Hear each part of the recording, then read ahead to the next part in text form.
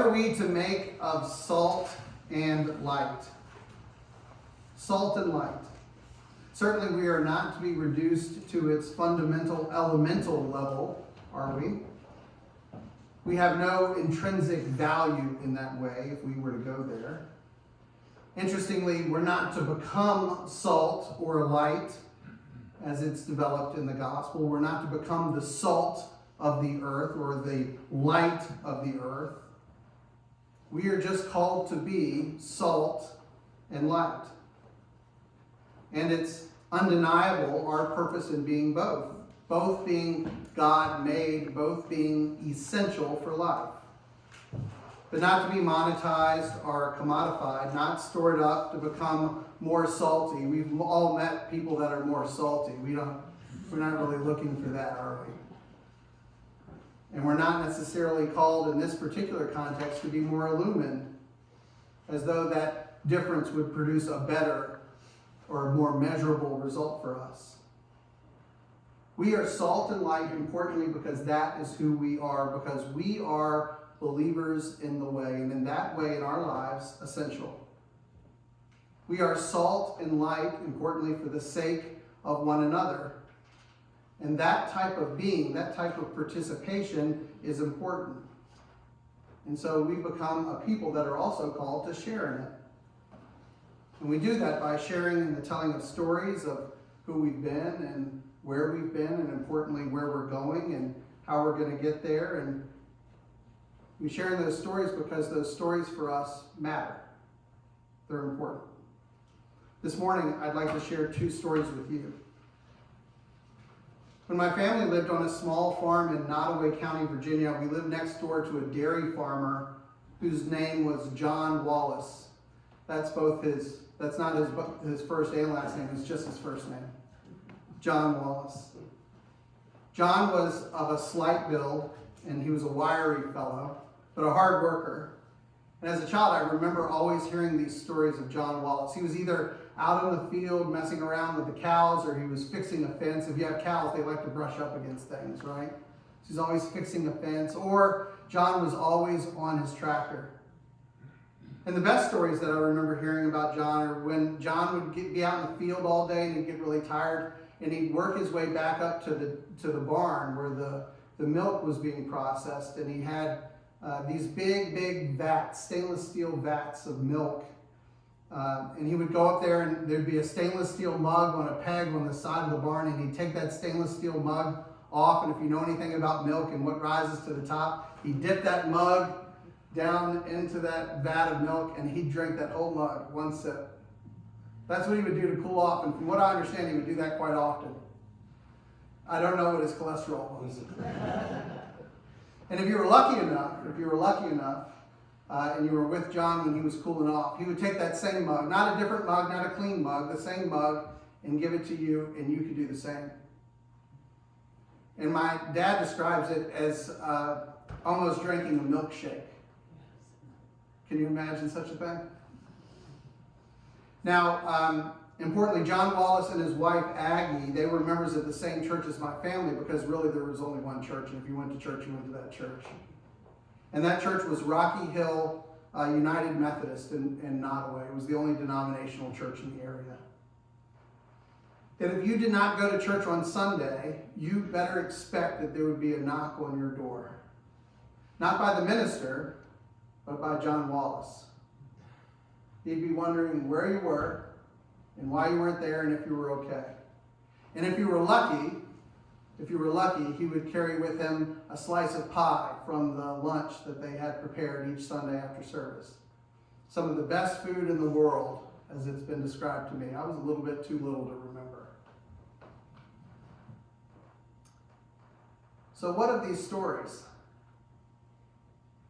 Why do we hear them? Why are they told? These stories like this that are sort of proliferated in our family. It's not a miraculous story, like we might hear from the Bible. There's no healing. There's no story of a hero or a heroine or anything of that nature. But yet these stories seem to persist, and we're told these stories over and over, so much so that it remains fresh in our mind that we would want to share this story with other people. Why in the world would I want to share this story? Let me give you another one.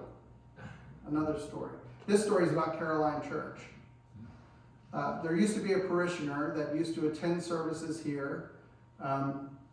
He would sit in the front row. He and his wife would sit in the front row, and he would listen to the sermon and participate in the service. And after the service, he was always one to play counterpoint with Father Visconti about what he had preached.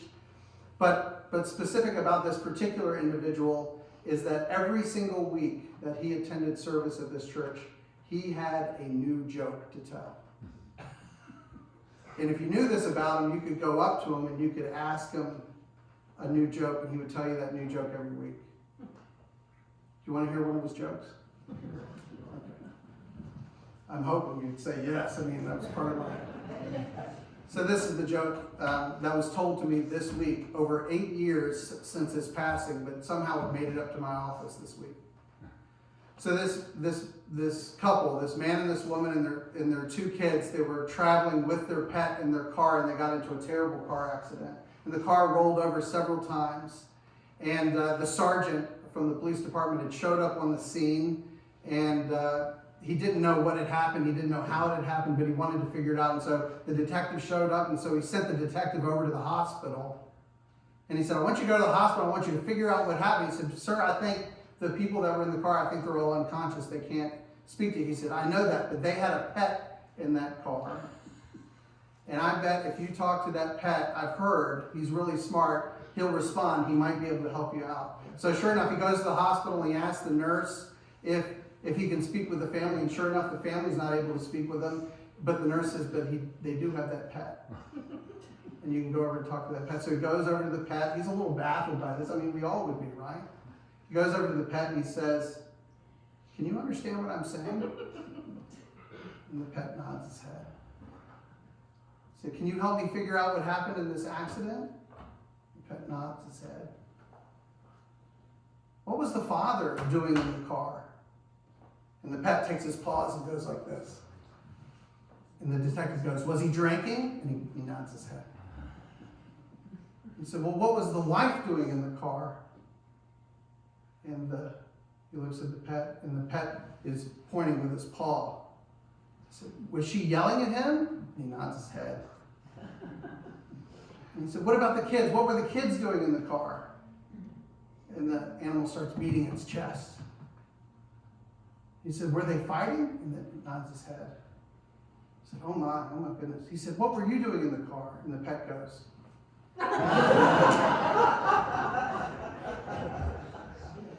A completely, totally inconsequential story. It's not about sainthood. It's not about churchmanship.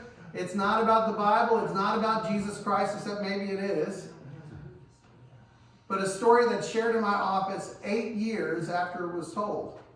And with it, coming with it, the story of the person who delivered that message and continues to have those types of jokes. And some of you probably know who that person was just in the telling of it.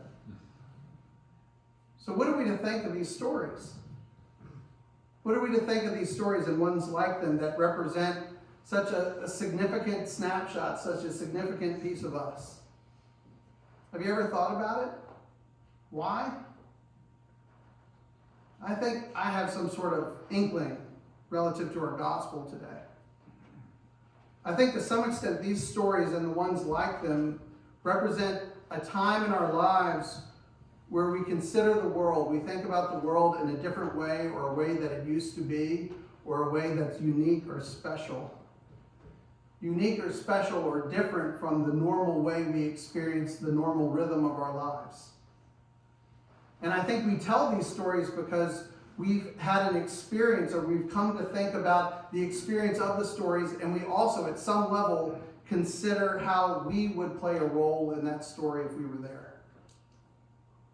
And in that way, we're kind of tied to them in a kind of cause and effect kind of way. A cause and effect as they have cause and effect upon our lives. These stories that are not just fun, but stories that remind us of what it is to live and the good times in living, what it feels like to laugh, what it feels like to enjoy and celebrate incidents and accidents that have happened along the way, and the opportunity to also share our lives with others. There's stories of strong and weak, of sad and happy, of distress and of love. All different shapes and kinds and sizes. And these stories meet us in all sorts of different ways, don't they? And at their most basic level, they're reminders for us of living. Reminders of us of purpose and the way that we are to remember and to embrace hope and love. And we reflect upon them in different ways. We say, well, those were the good old days.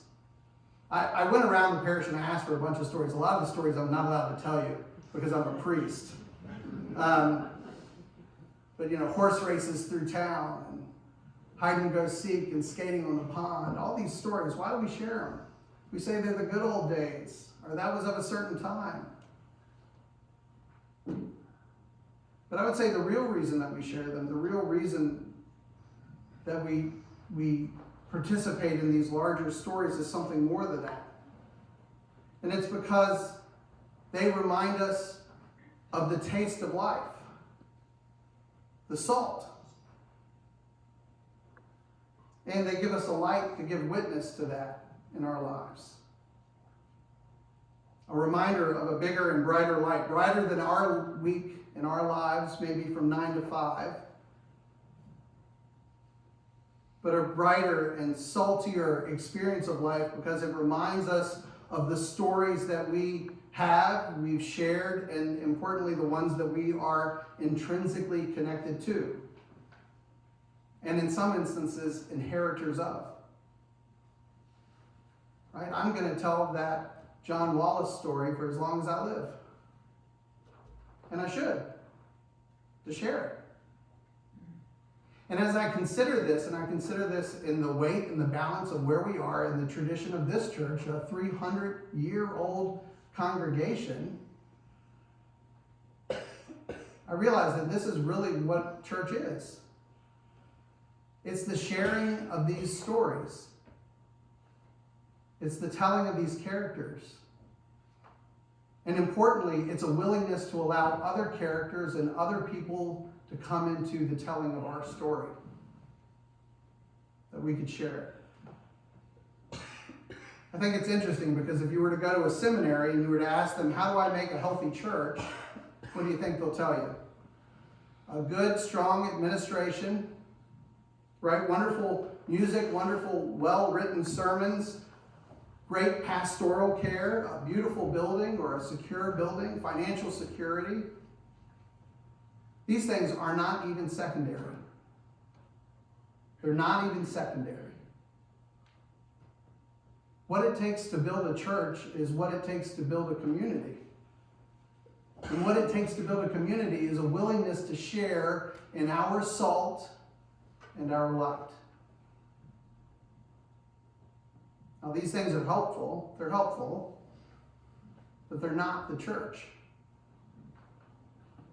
The church is instead a community of people who are being constantly reminded through the dialogue of our relationships, through the experiences of our lives, what we have to share, why that's important, and why we need more people and more characters in our story.